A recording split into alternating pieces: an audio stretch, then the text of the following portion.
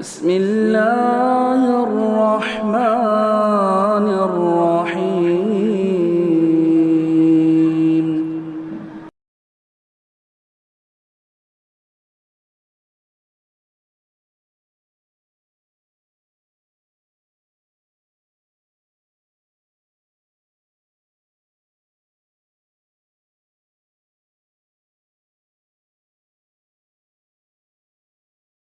الحمد للہ رب العالمین والصلاة والسلام علی سید المرسلین وعلی آلہ وصحبہ اجمعین ومن تبعہم بإحسان الی یوم الدین۔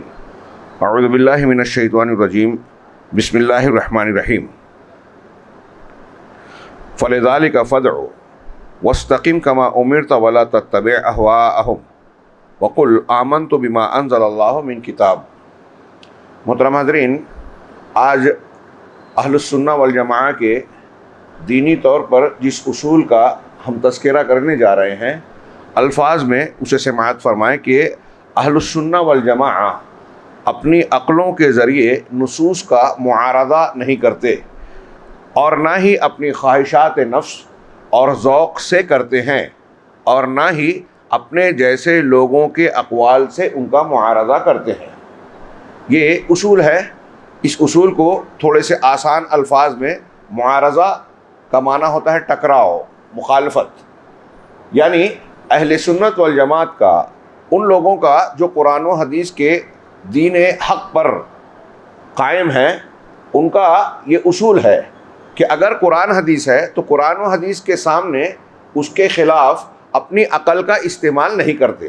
اپنی عقل، اپنی سمجھ اور سوجھ بوجھ کی بنیاد پر یہ کہنا کہ قرآن و حدیث کی بات سمجھ میں نہیں آ رہی ہے یا اس کے بالمقابل فلاں چیز صحیح لگتی ہے، ایسا اہل سنت والجماعت نہیں کرتے، اور نہ ہی خواہشات نفس، عقل، خواہشات نفس، ذوق، میرا مزاج، میرا مذاق، مذاق یعنی ذوق، میرا مزاج اور میرا مذاق، میرا ذوق اسے قبول نہیں کر رہا ہے۔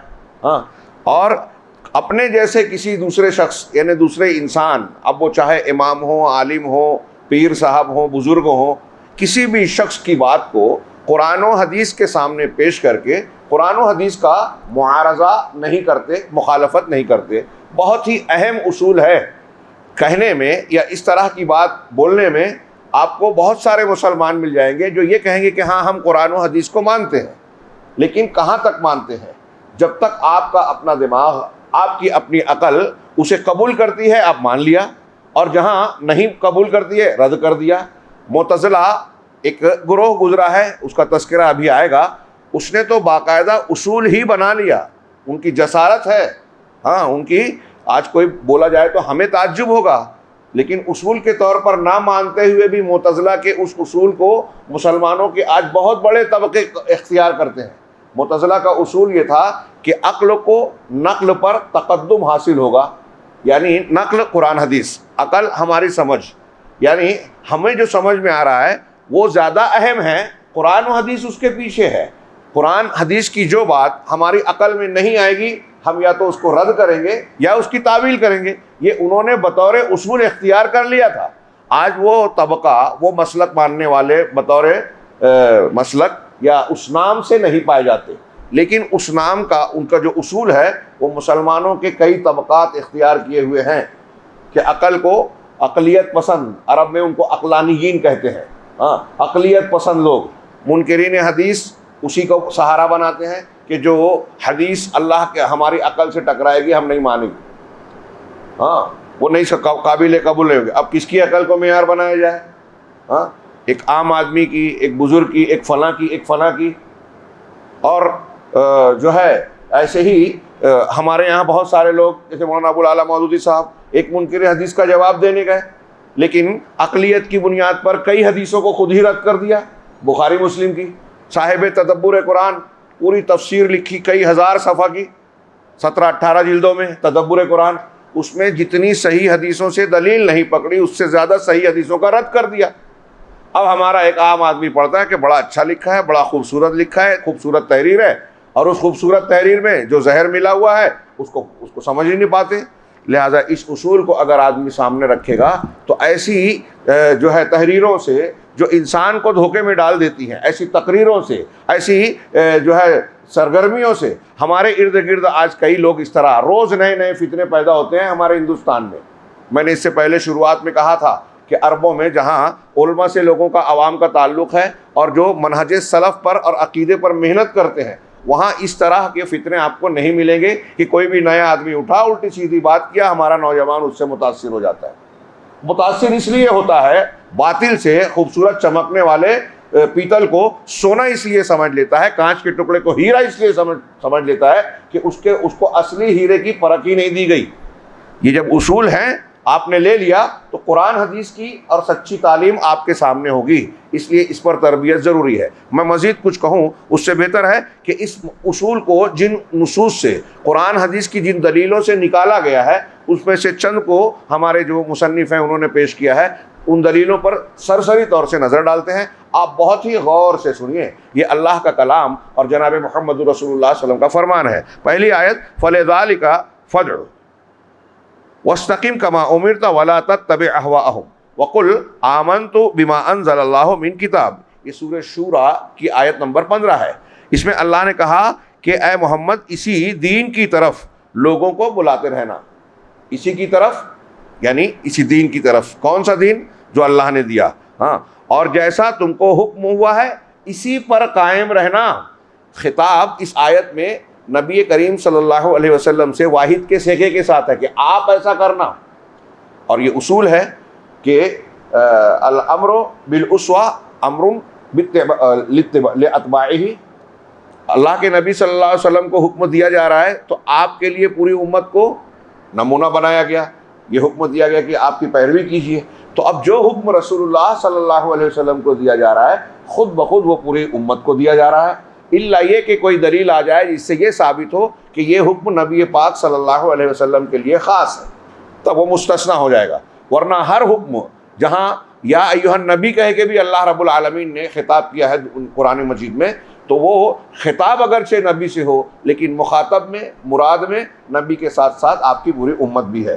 تو آپ اور ہم سے کہا جا رہا ہے، اللہ رب العالمین کہہ رہا ہے کہ جو دین دیا گیا ہے نا اسی کی طرف دعوت دیجئے اور اسی طرح دین پر قائم رہیے جس طرح حکم دیا گیا ہے۔ اور اگلا جملہ مزید اس کی وضاحت کر رہا ہے ہمارے قاعدے کی، وَلَا تَتَّبِعْ أَهْوَاءَهُمْ، اور ان کی خواہشوں کی پیروی نہ کرنا۔ اتباع ہوا، یہ تعبیر یاد رکھیے، قرآن میں بار بار آیا ہے، اور صرف نبی کریم صلی اللہ علیہ وسلم نہیں، دوسرے انبیاء کے حکم میں بھی یا خطاب میں بھی آپ کو یہ جملہ بار بار ملے گا۔ اس کو آسانی سے سمجھنے کے لیے ہمارے سلف کے بعض علماء کی یہ تشریح دماغ میں رکھیے کہ اتباع ہوا، خواہشات نفس کی پیروی قرآن و حدیث کے مقابلے میں کسے کہتے ہیں؟ یہ جو میں نے تعبیر کی اسی سے واضح ہے کہ اگر قرآن اور حدیث کی تعلیم کے علاوہ کوئی بھی چیز ہو، کوئی بھی خیال ہو، کسی کا کوئی قاعدہ ہو، کسی مذہب سے آپ نے لیا ہو، کوئی شخصیت بیان کر رہی ہو، اگر وہ قرآن حدیث کے خلاف ہے تو وہ ہوا ہے، خواہش نفس ہے، اور اس کو ماننا اتباع ہوا ہے۔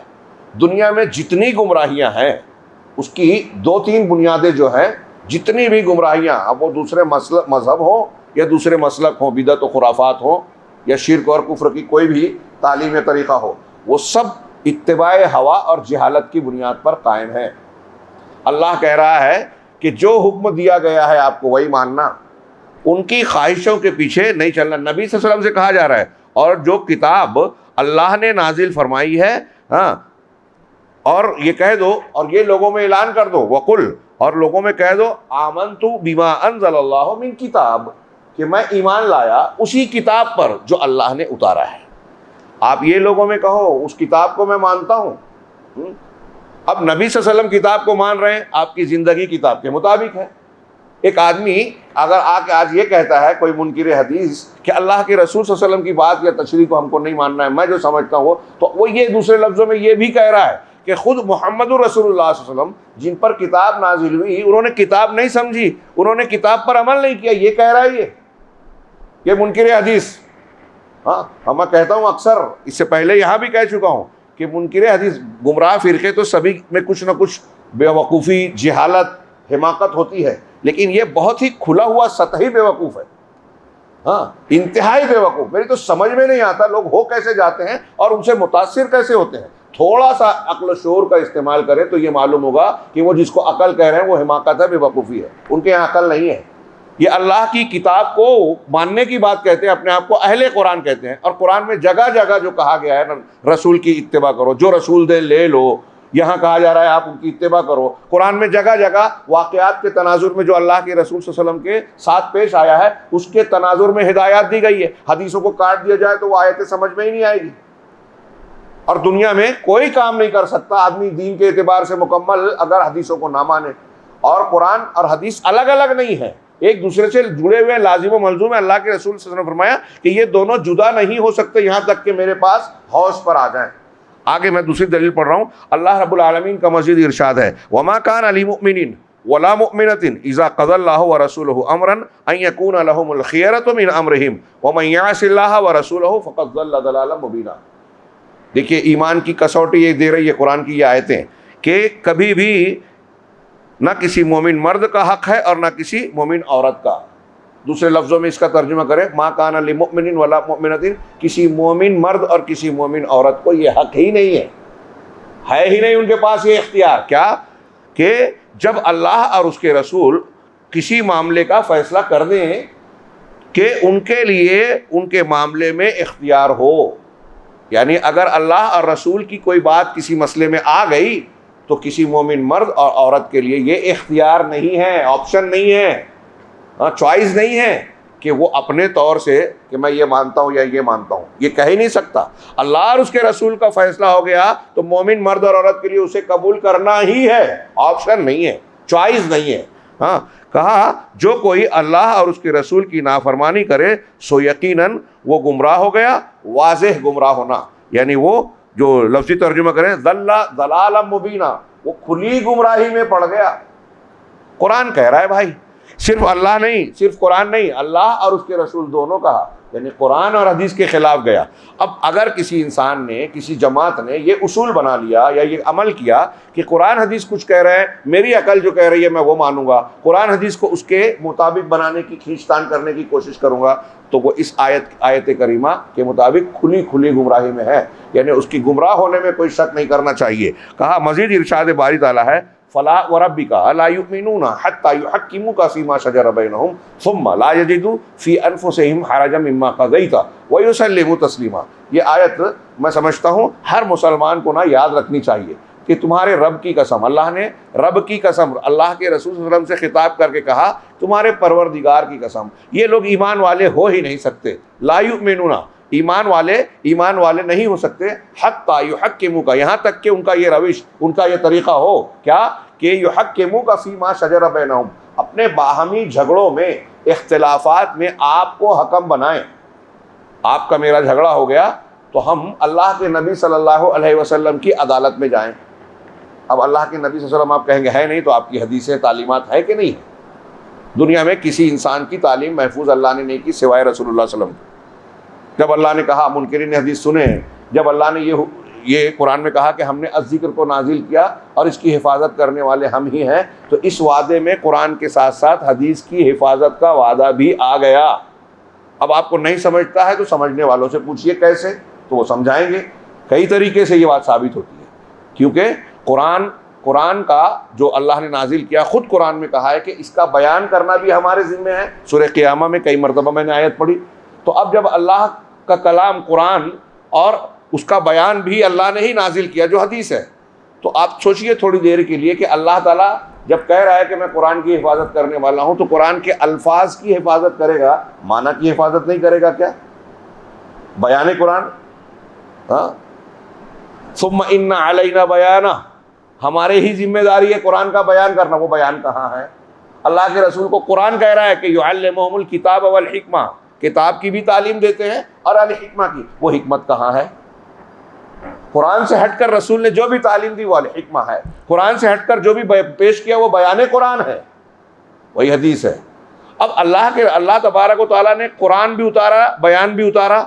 صحابہ کرام کے لیے اگر بیان قرآن کی ضرورت تھی, حدیثوں کی ضرورت تھی, تو ہمیں اور آپ کو نہیں ہے. یہ آج کے جاہلوں کے لیے نہیں ہے جو قرآن کو اپنی طرف سے اپنے طور پہ سمجھنے کی کوشش کرتے ہیں اور الٹا سیدھا معنی بیان کرتے ہیں. بالکل ضرورت ہے، قیامت تک کے لیے ہے کہ اللہ کے کلام میں اللہ کا مقصود اور مراد کیا ہے یہ اللہ ہی بتائے گا، اور اللہ نے اس کے لیے رسول اللہ صلی اللہ علیہ وسلم کی ذمہ داری دی. انا نحن نزلنا وانزلنا الیک الذکر لتبین للناس ما نزل الیہم. قرآن کہہ رہا ہے آپ پر الذکر اس لیے نازل کیا کہ آپ لوگوں کو بیان کر کے بتائیں. تو آپ کا کام تفسیر قرآن بتا رہا ہے، آپ کہہ رہے ہیں نہیں رسول کی تفسیر کو ہم نہیں مانیں گے، اپنی تفسیر مانیں گے. میں جو سمجھتا ہوں وہ مانوں گا، رسول نے جو سمجھا وہ نہیں مانوں گا. جس کام کے لیے رسول کو آپ نااہل کہہ رہے ہو اپنے آپ کو اس کے لیے اہل کہہ رہے ہو، جبکہ یہ بھی مان رہے ہو کہ قرآن رسول پر ہی نازل ہوا. تو جو رسول پر نازل کیا گیا رسول اس کا معنی نہیں سمجھیں گے، آپ سمجھیں گے. جو وہ بیان کریں گے وہ قابل اعتماد نہیں ہے، آپ کی فہم قابل اعتماد ہے. کوئی عقل والا یہ بولے گا یہ عقلی بات کو کہتے ہیں کہ یہ عقل کی بات ہے، یہ خود بے عقلی کی بات لگتی ہے اگر آدمی غور کرے. اللہ رب العالمین نے قرآن میں یہ فرمایا کہ اگر کوئی شخص اپنے جھگڑے میں آپ کو فیصل نہ بنائے، آپ کی حدیثوں کے ذریعے سے فیصلہ نہ کرے تو لا یؤمن، وہ ایمان والا نہیں ہے. اب ایمان والا کب ہوگا؟ جب آپ کو فیصلہ بنائے. پھر کیا کہا آگے؟ ثم لا یجدوا فی انفسہم حرجا مما قضیت. پھر آپ جو کچھ فیصلہ کر رہے ہیں اس کے بارے میں اپنے دل میں کوئی تنگی محسوس نہ کرے. ویسلموا تسلیما، اور سر تسلیم پورے طریقے سے خم کر دے وے، سر تسلیم خم کر دے وے، جھکا دے وے اپنا سر نے اللہ کے رسول کا فیصلہ مان لے وے. یسلموا تسلیما میں ظاہر ہے کہ سامنے میں بھی ظاہر میں بھی وہ اللہ کے رسول کی بات کو مان رہا ہے، اور ثم لا یجدوا فی انفسہم حرجا میں یہ دل کی بات ہے کہ دل میں بھی آپ کو تنگی نہ ہو کہ چلو سب لوگ کہہ رہے ہیں، محلے کے لوگ، گھر کے بڑے لوگ، کورٹ کہہ رہی ہے کہ نہیں بہن کو حصہ دے دو، وہ والد صاحب کے ترکے میں اتنا دینا ہے. اب ہم مجبور ہیں کہ دے رہے ہیں، لیکن دل قبول نہیں کر رہا ہے کہ نہیں سمجھ میں نہیں آتا. ارے کہاں سے دینا پڑ رہا ہے؟ اگر آپ کے دل میں کبیدگی ہے تو آپ اندر سے اللہ کے رسول کا فیصلہ قبول نہیں کر رہے ہیں. تو اندر سے بھی اسے قبول کرنا ہے، باہر سے بھی اس کے سامنے جھک جانا ہے. باہر اور اندر، یہی ہے ایمان اور اسلام. اندر والا ایمان ہوا، باہر والا اسلام ہوا. اللہ تعالیٰ کا مزید ایک ارشاد نقل کیا انہوں نے کہ وَإِذَا قِيلَ لَهُمْ تَعَالَوْا إِلَىٰ مَا أَنزَلَ اللَّهُ وَإِلَى الرَّسُولِ رَأَيْتَ الْمُنَافِقِينَ يَصُدُّونَ عَنْكَ صُدُودًا. یہ ہر وہ آدمی جو قرآن اور حدیث کی بات آتی ہے تو کتراتا ہے، بہانے بازی کرتا ہے، ادھر ادھر کی باتیں کرتا ہے، وہ انکار حدیث کھل کے کرتا ہو یا اپنے آپ کو قرآن حدیث کو ماننے والا کہے لیکن قرآن حدیث کو نہ مانے. اس آیت پر سب غور کریں کہ اللہ تعالیٰ نے فرمایا کہ جب ان سے کہا جائے کہ جو اللہ نے نازل کیا اس کی طرف اور رسول کی طرف ہو، جو اللہ نے نازل کیا یعنی قرآن اور رسول کی طرف، صرف اللہ کے کلام کی طرف نہیں کہا. منکرین حدیث یا صرف قرآن کہنے والے غور کریں، قرآن خود کہہ رہا ہے کہ اللہ کی بات یعنی قرآن کی طرف جو نازل کیا اللہ نے اس کی طرف آؤ اور رسول کی طرف آؤ. جب آپ ان سے یہ کہتے ہیں تو آپ دیکھیں گے رأیت المنافقین یصدون عنک صدودا، تو منافقوں کو دیکھے گا کہ تجھ سے منہ موڑ لیتے ہیں. صاف منہ موڑنا یعنی کھلے طور سے کترا جاتے ہیں، آپ سے ہٹ جاتے ہیں. تھوڑی دیر کے لیے ہم اپنے ماحول میں غور کریں کہ ایک آدمی ہم سے آ کے کہہ رہا ہے کہ جی آپ کے گھر میں یہ جھگڑا چل رہا ہے نا، اللہ کے رسول کا فرمان یہ ہے، اللہ کا فرمان یہ ہے. ہم مانتے ہیں کیا؟ اگر ٹھیک ٹھاک ہے، مجھے تو زیادہ تر یہی لگتا ہے کہ ہمارے یہاں کوئی یہ نہیں کہہ سکتا کہ میں قرآن حدیث نہیں مانتا. تو وہ یہ کہتا ہے کہ نہیں وہ قرآن حدیث ہے، ٹھیک ہے وہ تو میں مانتا ہوں، لیکن اس معاملے میں ایسا نہیں ہے.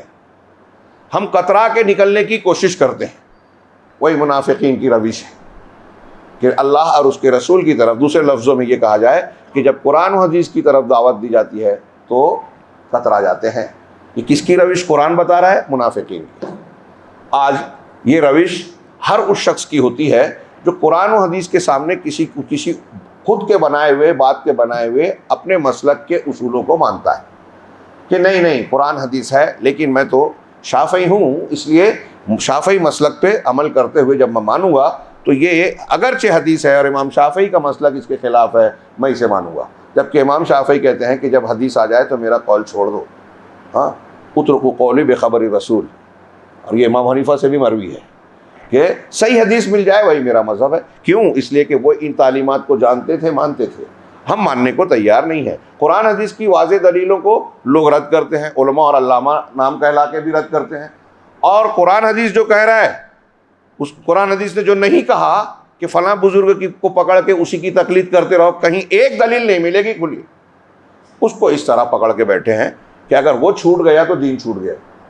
کتنی کھلی گمراہی ہے یہ۔ ہاں، میں یہ نہیں کہتا کہ فلاں امام اور ان کی کوئی گستاخی نہیں کر رہے ہیں ہم، ان کی گستاخی جائز بھی نہیں ہے، لیکن آپ ایک دلیل بتائیے کہ اللہ تعالیٰ نے کہیں کہا ہو کہ فلاں امام فلاں پیر صاحب جو لے لو اور جس سے منع کر دے رک جاؤ، آپ کا کوئی جھگڑا ہو تو ان کا فیصلہ کرو، یا قرآن میں یہ کہا ہو کہ ان کی مخالفت کرو گے تو اللہ تعالیٰ کا عذاب آئے گا۔ رسول کے بارے میں یہ سب باتیں ہیں قرآن میں، رسول کی بات کو رد کر دیتے ہیں، اور جن کی بات جن کے تعلق سے نہیں ہے ان کے لیے لڑائی کرتے ہیں۔ یہ بھی قرآن و حدیث کی مخالفت ہے۔ آگے ایک حدیث نقل کی، میں صرف ترجمہ پڑھ رہا ہوں۔ حضرت عبداللہ بن عمرو بن عاص رضی اللہ تعالیٰ عنہ سے مروی ہے کہ میں نے نبی کریم صلی اللہ علیہ وسلم سے سنا، آپ صلی اللہ علیہ وسلم نے فرمایا کہ اللہ تعالیٰ علم کو اس کے بعد کہ تمہیں دیا، علم کو دینے کے بعد ایک دم سے نہیں اٹھا لے گا، علم دنیا سے اٹھے گا۔ تو ایسے نہیں اٹھے گا کہ آپ عالم ہیں، آپ سو گئے، سو کے اٹھے تو علم غائب ہو گیا، یعنی دل سے اللہ تعالیٰ اٹھا لے وے، علم چھین لے وے، ایسا نہیں ہوگا ایک دم سے اٹھا لے وے۔ وَلَٰكِن يَقْبِضُ الْعِلْمَ بِقَبْضِ الْعُلَمَاء، لیکن بلکہ اسے اس طرح ختم کرے گا کہ علماء کو علم کے ساتھ اٹھا لے گا، علماء کو علم کے ساتھ اٹھا لے گا۔ اس حدیث سے اور اس معنی کی کئی حدیثوں سے غور کرنا چاہیے کہ علماء کا رہنا علم کا رہنا ہے۔ علماء سے مراد یہاں علماء دین ہے، جو آج کل ہمارے یہاں فیشن بن رہا ہے کہ تھوڑا موڑا ہم سیکھ لیں، باقی انجینئر ڈاکٹر فلاں بنائیں، یہ بس اس لیے کہ جنت کا ریزرویشن ہو جائے، ہاں جنت رہے پھر ہم دنیا کماتے رہیں۔ یہ اس بنیاد پر ہمارے یہاں اس علم کی قدر و قیمت ہے ہی نہیں جو رسولوں کا علم ہے، جس کو حضرت ابراہیم نے اپنے ابا سے کہا کہ میرے پاس علم آیا ہے، وہ علم ہمارے نزدیک قیمتی نہیں ہے۔ ہمارے نزدیک وہ علم قیمتی ہے جس کی ڈگری کی بنیاد پر 1.5 لاکھ 2 لاکھ 4 لاکھ کی نوکری ملے، آدمی کما سکے، گورنمنٹ سرونٹ بن سکے، ہاں پروفیسر، سائنٹسٹ اور ایسے کچھ القاب لگ سکیں۔ عالم دین تو وہ کتنا کماتا ہے، اس کی کیا حیثیت۔ اللہ کے رسول نے کہا کہ تم میں سب سے بہتر وہ ہے جو قرآن سیکھے اور سکھائے، ہمارے نزدیک وہ سب سے کم تر ہے۔ انا للہ و انا الیہ راجعون۔ جب ہم نے علم کی ناقدری کی تو علماء کی ناقدری کی، یا یوں کہیے کہ علماء کی ناقدری کی تو علم دین کی ناقدری کی۔ اور یہ حدیث اور ایسی بہت سی حدیثیں بتاتی ہیں کہ جب آپ کے درمیان سماج اور معاشرے میں علم کم ہوگا، جاہل لوگوں کو سردار بنایا جائے گا تو فتنے آئیں گے، قیامت کی نشانیاں بھربھرائے گی، فتنوں کی الغار ہوگی۔ آپ ہی نہیں، آپ کے بچے جن کو آپ نے ایسی ڈگری دلائی ہے کہ 10 لاکھ منتھلی کما رہے ہیں لیکن کئی کروڑ کا روزانہ نقصان کر رہے ہیں، شرک کر کے، بدعت کر کے، کیونکہ علم نہیں ہے، علماء نہیں ہے، علماء سے تعلق نہیں ہے، تو ایک منکر حدیث آتا ہے اس سے متاثر ہو جاتے ہیں۔ یورپ سے پڑھ کے ایک آدمی آتا ہے، قرآن کی تفسیر امریکہ اور یورپ کے فلسفے اور تہذیب کی روشنی میں کرتا ہے، ہم متاثر ہو جاتے ہیں، مروب ہو جاتے ہیں۔ کیوں؟ اصول نہیں ہے، علم نہیں ہے، علماء کی اور علم کی قدر نہیں ہے۔ حیرت کی بات ہے، علم کا شوق پرانے زمانوں میں دیکھیے اور آج موازنہ کیجئے، کسی موقع پر گفتگو کریں گے، اللہ علم کو کیسے اٹھائے گا؟ علماء کو اٹھا کر، پھر کچھ جاہل لوگ باقی رہ جائیں گے، ان سے فتویٰ پوچھا جائے گا اور وہ فتویٰ اپنی رائے کے مطابق دیں گے، اپنی دماغ سے، اپنی رائے سے۔ قرآن حدیث کا علم نہیں ہے۔ علماء علامہ ابن قیم، علامہ ابن دقیق العید، علامہ ناصر الدین البانی رحمہم اللہ اور دوسرے ادوار کے علماء نے یہ بیان کیا ہے کہ اگر کوئی عالم، آپ میں کوئی بھی، فرض کیجئے ڈگری لے کے بیٹھے ہیں، ایک آدمی ہم سے آگے پوچھتا ہے کہ یہ حلال ہے کہ حرام ہے، اب ہم کہتے ہیں کہ فلاں علامہ مولانا نے اپنی کتاب میں یہ لکھا ہے اور اس سے آپ نے جواب دے دیا، تو آپ نے کسی بہت بڑے عالم کی کتاب سے جواب دے دیا، تو یہ علم ہے کیا؟ سوال پوچھ رہا ہوں سمجھانے کے لیے۔ میرے پاس آپ نے سوال کیا اور میں کسی بڑے عالم کی تحریر آپ کے سامنے بیان کر دوں اور بتا دوں کہ یہ جائز ہے یا یہ ناجائز ہے، تو میرا یہ جواب علم کی بنیاد پہ ہے کیا؟ نہیں۔ اچھی طرح دماغ میں گھسائیے۔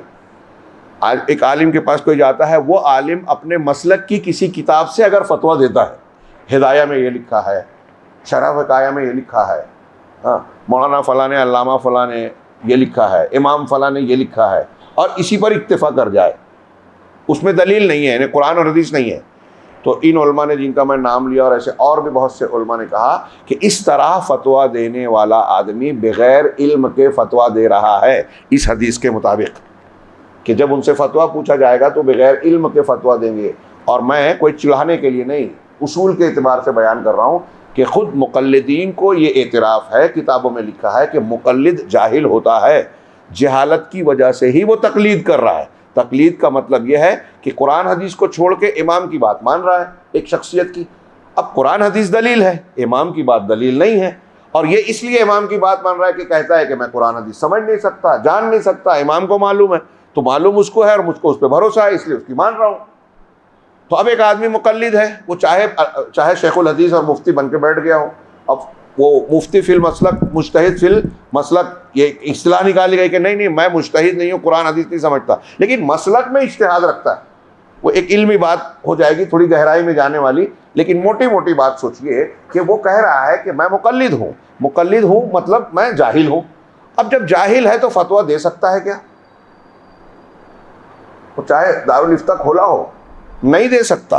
اور اگر وہ قرآن و حدیث کی دلیل پہ جواب نہیں دے رہا ہے تو وہ علم کی بنیاد پر فتویٰ نہیں دے رہا ہے، وہ جہالت کی بنیاد پہ دے رہا ہے۔ تو قرآن اللہ کے رسول نے کہا کہ فَيَبْقَى نَاسٌ جُهَالٌ يُسْتَفْتَوْنَ فَيُفْتُونَ بِرَأْيِهِمْ، وہ اپنی رائے سے فتویٰ دیں گے، وَيُضِلُّونَ وَيَضِلُّونَ۔ دوسری حدیث میں، بخاری مسلم کی حدیث ہے یہ، فَضَلُّوا وَأَضَلُّوا، دوسری جگہ پہ کہ خود گمراہ بھی ہوں گے اور ان کے دوسروں کو بھی گمراہ کریں گے۔ تو جو لوگ علماء کی کتابوں سے فتویٰ دے رہے ہیں وہ بغیر علم کے فتویٰ دے رہے ہیں، خود بھی گمراہ ہو رہے ہیں، دوسروں کو بھی گمراہ کہہ رہے ہیں۔ یہ میں نہیں کہہ رہا، یہ حدیث رسول صلی اللہ علیہ وسلم جو بالکل پختہ اور پکی حدیث ہے کہہ رہی ہے۔ حضرت علی رضی اللہ تعالیٰ عنہ کا یہ قول ایک سمجھنے کے لیے بڑا شاندار ہے کہ دین کے سلسلے میں قرآن حدیث اور دلیل کی اہمیت ہے، ہماری عقل، ہماری سوجھ بوجھ کی نہیں۔ انہوں نے کہا کہ لو کان الدین بالرأی لکان اسفل الخف اولی بالمسح من اعلی۔ بہت شاندار قول، یاد رکھنا چاہیے کہ حضرت علی کہتے ہیں کہ اگر دین کا معاملہ رائے اور قیاس پر ہوتا، عقل پر ہوتا، تو موزے کے نچلے حصے پر مسح کرنا اوپر کے حصے کے مقابلے میں زیادہ بہتر تھا۔ اگر آپ عقل سے سوچو کہ موزے پہ مسح کرنا ہے تو یہ بتائیے کہ موزے پہ گرد و غبار یا چلنے اولنے میں گندگی جو بھی لگتا ہے زمین سے، وہ اوپر زیادہ لگے گی یا نیچے لگے گی؟ وہی حضرت علی کہہ رہے ہیں کہ عقل تو یہ کہتی ہے کہ مسح نیچے ہونا چاہیے، لیکن دین کہتا ہے کہ اوپر ہونا چاہیے۔ تو کہا اگر دین کی بنیاد عقل اور شعور پر، رائے پر ہوتی تو موزے کے نچلے حصے پر مسح کرنا اوپری حصے پر مسح کرنے سے بہتر ہوتا۔ حالانکہ میں نے رسول اللہ صلی اللہ علیہ وسلم کو اپنے موزوں کے اوپری حصے پر مسح کرتے ہوئے دیکھا ہے۔ یعنی سنن ابو داؤد میں حضرت علی کہنا کیا چاہتے ہیں کہ عقل یہ کہتی ہے لیکن رسول نے یہ کیا، لہٰذا یہ کریں گے جو رسول نے کیا، یہاں ہم عقل نہیں چلائیں گے۔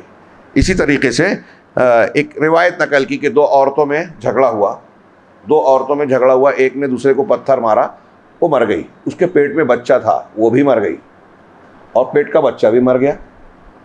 اللہ کے نبی صلی اللہ علیہ وسلم کے پاس معاملہ آیا تو آپ نے جو ہے یہ کہا کہ وہ جو بچہ مرا ہے، اس کے پیٹ میں بچہ مرا ہے، اس کی دیت ایک غلام یا ایک لونڈی ہے، ایک غلام یا ایک لونڈی اس بچے کی جو پیٹ میں مرا ہے اس کے بدلے میں، اور اس عورت کی دیت اس کے گھر والے دیں گے جو مر گئی۔ تو یہ روایت ہے، میں اپنے الفاظ میں بیان کر رہا ہوں، اور صحیح مسلم کی روایت ہے۔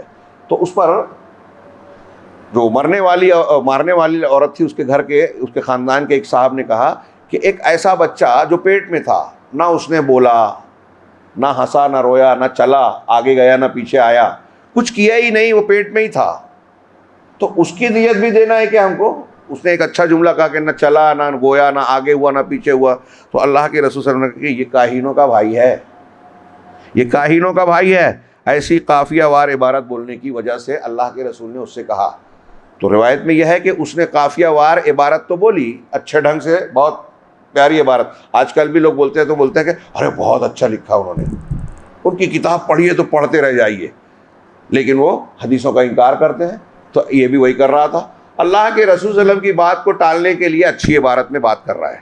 تو آپ نے کہا یہ کاہنوں جیسا ہے، ہاں ابن قیم رحمہ اللہ، حضرت علامہ ابن قیم رحمہ اللہ نے کہا اپنے آراء و اقوال سے وحی کا معارضہ کرنے والے 5 قسم کے لوگ ہیں. یعنی اپنی باتوں سے قرآن اور حدیث کی بات وحی کہہ رہے ہیں اسے وہ رد کرنے والے 5 طرح کے لوگ ہیں. کچھ لوگ اخبار میں معارضہ کرتے ہیں، یعنی حدیثوں میں معارضہ کرتے ہیں، حتیٰ کہ اصحاب نقل سے کہتے ہیں کہ عقل ہمارے لیے اور نقل تمہارے لیے.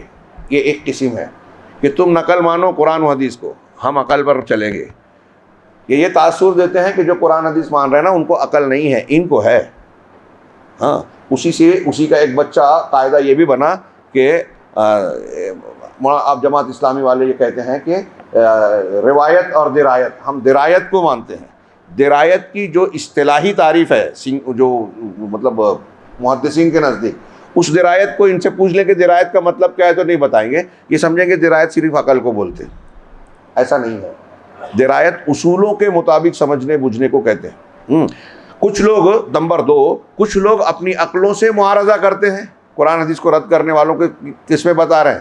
کچھ لوگ اپنی عقلوں سے معارضہ کرتے ہیں اور اہل حدیثوں سے کہتے ہیں، یعنی اہل حدیثوں سے مطلب جو قرآن و حدیث کو ماننے والے ہیں، ان سے کہتے ہیں کہ تمہارے لیے حدیث ہے اور ہمارے لیے رائے اور قیاس کافی ہے.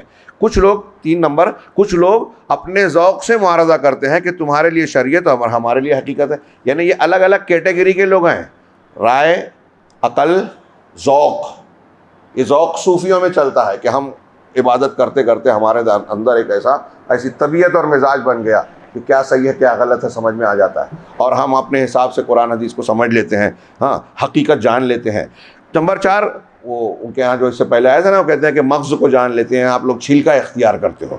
کچھ لوگ اپنی سیاست اور تدبیر کے ذریعے معارضہ کرتے ہوئے کہتے ہیں کہ تم شریعت والے ہو اور ہم سیاست والے ہیں. شریعت الگ ہے، سیاست الگ ہے. اور ایسے سیاسی لوگ کہتے ہیں جب اپنے حساب سے چلتے کہتے ہیں کہ ہم شریعت اور سیاست کو ملا کے چلنا چاہتے ہیں. اس کا مطلب دوسرے الفاظ میں وہ یہ کہہ رہا ہے کہ جو سیاست سے اس کو مل رہی ہے نیکی بھلائی اچھائی، وہ شریعت میں نہیں ہے، تو شریعت کی کمی کو سیاست سے پورا کر رہا ہے. یہ صوفی جو ہے اپنے ذوق اور حقیقت سے شریعت کی کمی پورا کر رہا ہے. کوئی عقل اور شعور سے اور قیاس سے کر رہا ہے. مطلب یہ سمجھ رہے ہیں کہ جو ان کی عقل میں آ رہا ہے وہ قرآن حدیث میں نہیں ہے، ایسا سمجھ رہا ہے. یہ اس کی جہالت ہے. 5ویں قسم بتائی کچھ لوگ تعویل باطن کے ذریعے معارضہ کرتے ہوئے کہتے ہیں کہ تم اصحاب ظاہر ہو اور ہم اصحاب باطن ہیں. ہاں، مولانا روم صاحب کہتے ہیں کہ لوگوں کے پاس ہڈیاں ہیں، ہمارے پاس گودا ہے، مغز ہے. مثنوی میں یہ اہل تصوف کا کہنا ہے. ہاں، اور یہاں تک اتنی جرت کی ان لوگوں نے، طلمسانی یا کسی ایک بڑے صوفی کا قول ہے کہ خذنا فی بحر وقف الانبیاء بساحل. ہم ایک ایسے سمندر میں غوطہ لگا رہے ہیں کہ انبیاء کرام اس کے ساحل پر کھڑے رہ گئے. انبیاء جس کے کنارے رہے ہم اس میں ڈبکی لگا رہے ہیں. یعنی ان کا درجہ نعوذ باللہ انبیاء سے اونچا ہو گیا. اور کہتے ہیں کہ جو قال رسول ہے، اللہ کے رسول کی جو تعلیمات ہے وہ اوپر کی چیز ہے، چھلکے کی بات ہے. ہم اندر کے مغز اور گودے کی بات کرتے ہیں. اور ایسی کئی باتیں جس سے قرآن و حدیث کی توہین تحقیر ہوتی ہے. صوفیوں کی کتابوں میں لکھا ہوا ہے، میں یہ جملہ اکثر نقل کرتا ہوں، لکھا ہوا ہے کہ قرآن میں شرک ہے، ہماری تعلیم میں توحید ہے.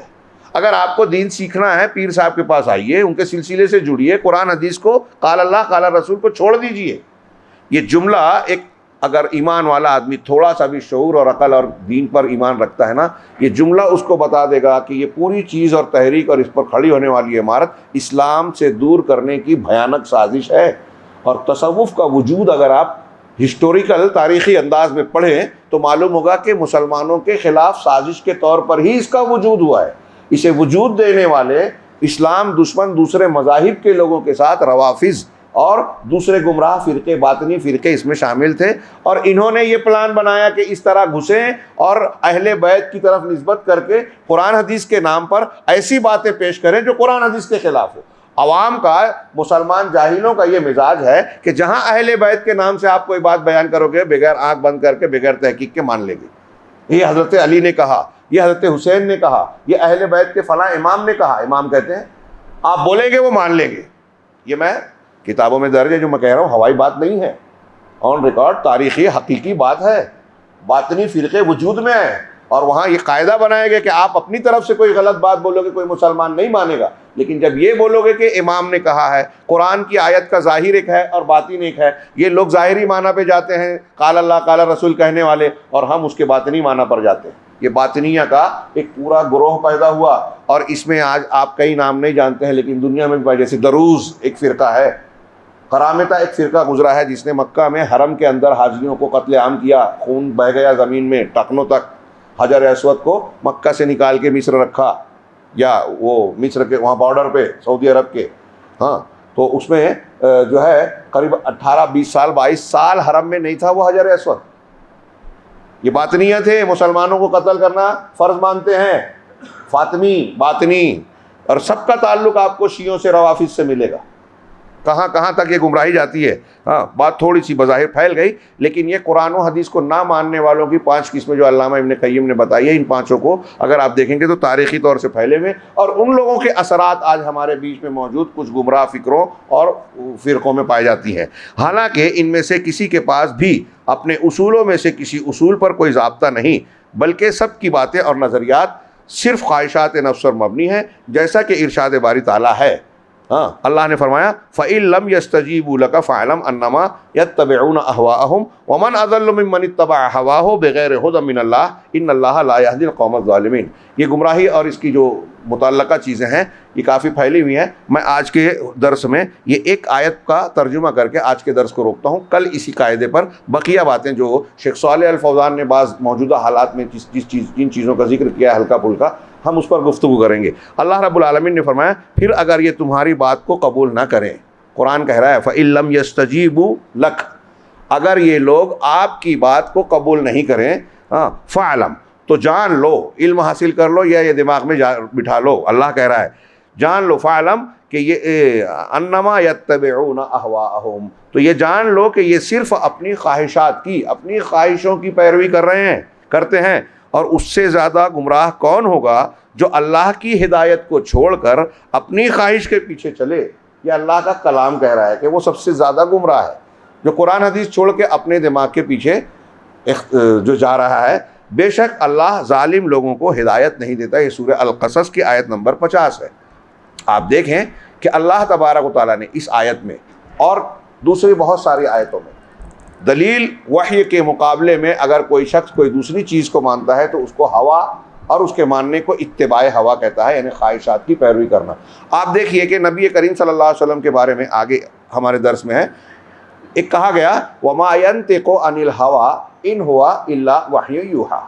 سارے مسلمان اور وہ لوگ جو حدیثوں میں سوال اٹھاتے ہیں، حدیثوں کو رد کرتے ہیں کسی بھی شکل میں کسی بھی نام سے، وہ بھی غور کریں۔ قرآن کہہ رہا ہے، اگر قرآن کو وہ مانتے ہیں کہ نبی صلی اللہ علیہ وسلم اپنی خواہشات سے بات نہیں کرتے، غور سے خواہشات سے بات نہیں کرتے، جو کہتے ہیں کہاں سے کہتے ہیں، ان ہوا الا وحی یوحا، وہ تو بس وحی ہوتی ہے جو ان کی طرف وحی کی جا رہی ہے۔ لفظی ایک دم بالکل لفظی ترجمہ کیا، اللہ کی طرف سے جو وحی کی جا رہی ہے، نبی صلی اللہ علیہ وسلم وہی بولتے ہیں، یہ قرآن کہہ رہا ہے۔ اپنی خواہش، ہوا کا لفظ استعمال کیا، سورہ نجم کی آیت ہے یہ دوسرے نمبر کی، کہ اپنی خواہش سے بات نہیں کرتے۔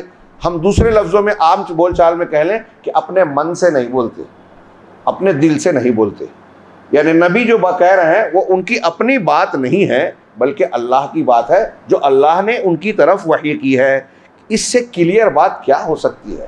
اب یہاں ایک چیز یہ سوچئے کہ نبی کی بات وحی ہے جو اللہ نے نازل کی، اور وحی کے مقابلے میں جو من کی، سمجھ کی، عقل کی، رائے کی بات ہوگی اس کو ہوا کہا۔ اس کا مطلب دو ہی چیزیں ہیں، یا تو قرآن حدیث ہے یا ہوا ہے۔ ہم کو اور آپ کو ماننا ہے ایک چیز، تو وہ ایمان کا تقاضا یہ ہے۔ اہل السنہ والجماعہ کا جو قاعدہ ہم پڑھ رہے ہیں وہ یہ ہے کہ ہم قرآن و حدیث کو مانتے ہیں، اور قرآن و حدیث کے مقابلے میں عقل کو، رائے کو، کسی کے ذوق کو، کسی کی پسند ناپسند کو، کسی خود ساختہ اصول کو ترجیح نہیں دیتے۔ ان کی وجہ سے قرآن و حدیث کا معارضہ نہیں کرتے، رد نہیں کرتے، ٹکراؤ نہیں کرتے۔ انشاءاللہ یہ قاعدہ کل بھی تھوڑا سا بیان کریں گے۔ اللہ رب العالمین ہمیں دین کی صحیح سمجھ عطا فرمائے اور اس کے مطابق دنیا اور آخرت میں ہمیں کامیابی سے نوازے۔ وآخر دعوانا ان الحمد للہ رب العالمین وصلی اللہ علی نبینا محمد۔